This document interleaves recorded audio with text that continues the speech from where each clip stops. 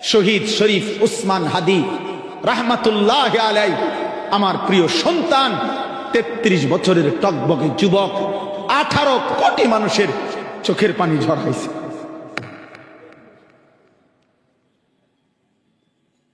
এক যুবক,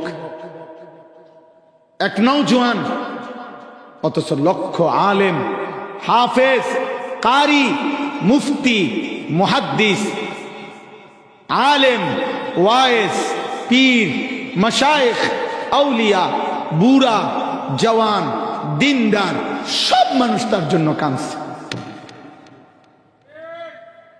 আমার ৭৫ বছর বয়স্কা মা, যে মা আমার কিচ্ছু বুঝে না, এখন মোবাইল তো দূরে থাক, মা আমার কথাও বুঝে না,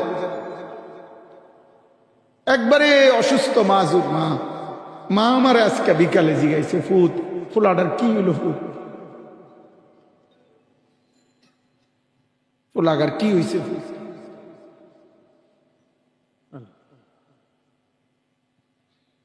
আহা, তোমরা আরেকবার দেখো, তার জন্য মানুষের কান্না দেখো, চোখের পানি দেখো, তার জন্য উলামায়ে কেরামের কান্না দেখো, তার জন্য দিনদারের কান্না দেখো, তার জন্য মাদ্রাসার হাফেজ, তালেবে ইলমদের কোরআন তিলাওয়াত দেখো। খবর নাও, সে প্রতিদিন 5 ওয়াক্ত নামাজ পড়ত, সে ফজরের নামাজের ক্যাম্পেইন করত ঘুরে ঘুরে, সে ফজরের নামাজ জামাতে মসজিদে পড়ে তার এলাকায় সে মানুষের কাছে কাছে দাঁড়ে দাঁড়ে দুয়ারে দুয়ারে ভোট চাইতে গেছে। ময়লা পানি ফেলে দিছে, বলছে মা ময়লা পানি ফেললো অসুবিধা নাই, আমি আপনার কাছে একটা ভোট চাইছি। সে বলছে আমি 500টা ভোটও যদি পাই, 5000 ভোটও যদি পাই, তাইলেও আমি নিজেকে ভাগ্যবান মনে করব। যেই যুবক মাত্র 500 মানুষের সমর্থন চাইছিল, রব বলছে আমি তোকে 18 কোটি মানুষের ভালোবাসা দিলাম। সে মাত্র 5000 ভালোবাসা চাইছিল, আল্লাহ তাআলা কোটি মানুষের ভালোবাসা তার জন্য দিয়ে দিয়েছে।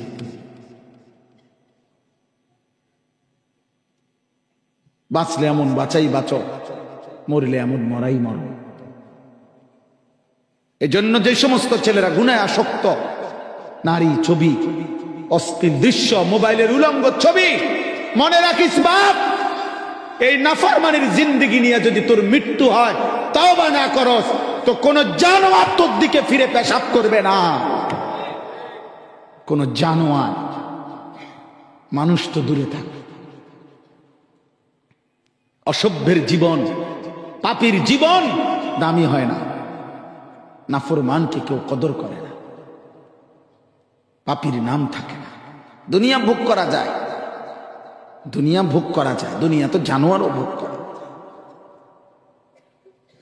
জঙ্গলের প্রাণী আমাদের চাইতে দুনিয়া বেশি ভোগ করে।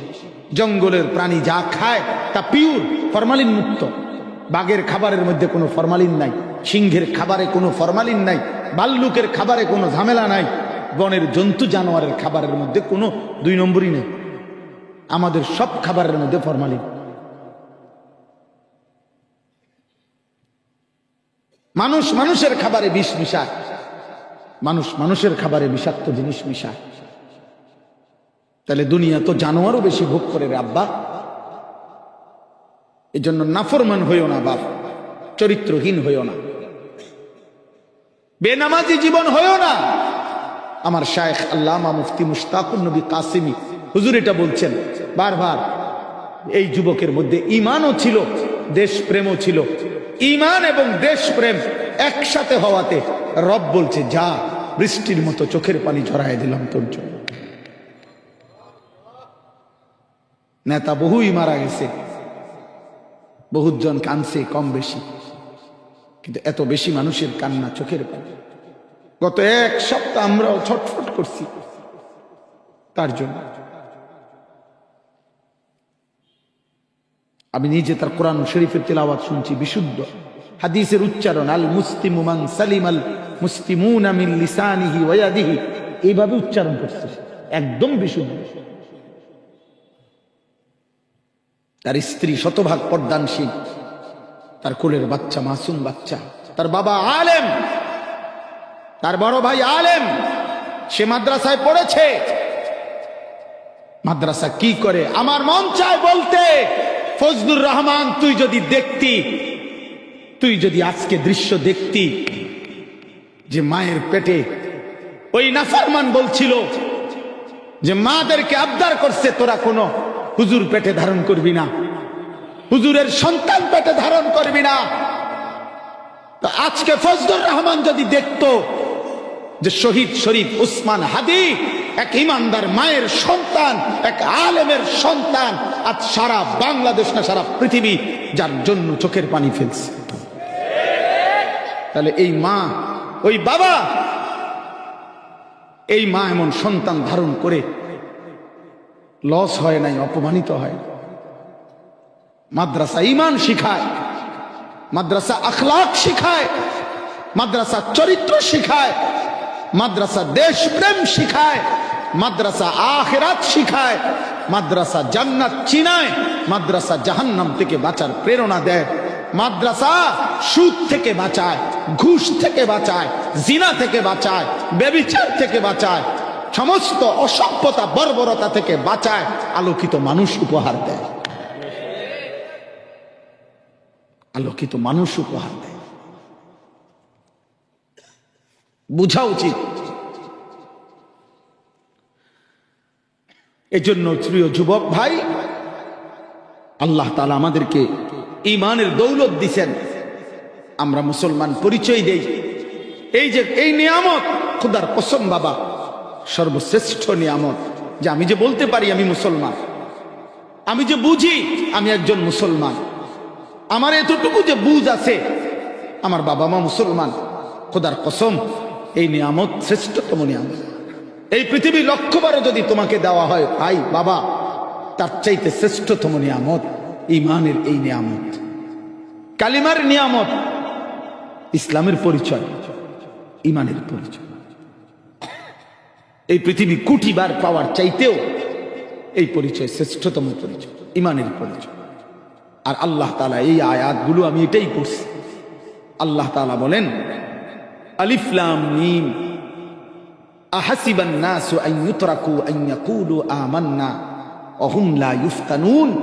আল্লাহ বলে মানুষ, আমার বান্দারা কি ভেবেছে যে শুধু বলবে নিজে মুসলমান, শুধু মুখে বলবে আমি মুসলমান, আর আমি আল্লাহ তাদেরকে কোনো পরীক্ষা না নিয়ে এমনি এমনি ছেড়ে দেব, এমনি এমনি ছেড়ে দেব? না না না, আল্লাহ বলেন বান্দা, ঈমানের এই নিয়ামত আমি দিয়েছিলাম, তোমারে মুসলমানের ঘরে জন্ম দিয়েছি আমি, তোমার বাবা মার মুসলমানের পরিচয় আমি দিয়েছি, আমি আল্লাহ দয়া করে তোমারে মুসলিম ঘরে দিছিলাম, ঈমানের পরিচয় দিছিলাম। তুমি মুখে বলতেছো মুসলমান, তবে এটা মনে রেখো বান্দা, আখিরাতের মুক্তির জন্য, জাহান্নাম থেকে বাঁচার জন্য, জান্নাতে যাওয়ার জন্য শুধু মুসলিম, শুধু মুমিন এই মৌখিক এটুকু পরিচয় দিলে হবে না, বরং পরীক্ষা দিতে হবে। কি দিতে হবে বলে না? কি দিতে হবে? পরীক্ষা। বলেন সবাই, বলেন কি দিতে হবে বলেন? আহাসিবান নাসু আন ইউতরাকু আন ইয়াকুলু আমান্না ওয়া হুম লা ইফতানুন ওয়া নাবলুকুম বিশ-শাররি ওয়াল খাইরি ফিতনা। আল্লাহ তাআলা বলেন আমি ভালো মন্দ সব অবস্থা দিয়ে পরীক্ষা করব। ওয়ালা নাবলুওয়ান্নাকুম বিশাইইন মিনাল খাউফি ওয়াল জু' ওয়া নাকসিম মিনাল আমওয়ালি ওয়াল আনফুস ওয়াত থামারাত। আল্লাহ বলেন আমি অবশ্যই অবশ্যই পরীক্ষা করব, কখনো অভাব দিয়ে, কখনো ক্ষুধা দিয়ে, কখনো দারিদ্রতা দিয়ে, কখনো সম্পদের ক্ষতি করে, কখনো পরিবার পরিজনের শারীরিক বিভিন্ন ক্ষতি, জান মালের ক্ষতি দিয়ে পরীক্ষা করব। পরীক্ষায় পাশ করতে হবে, পরীক্ষা নেব বান্দা। আল্লাহ বলেন আল্লাযী খালাকাল মাউতা ওয়াল হায়াতা লিয়াবলুয়াকুম। মৃত্যু আমিই দেই, জীবন আমিই দেই। কেন দেই? পরীক্ষা করার জন্য।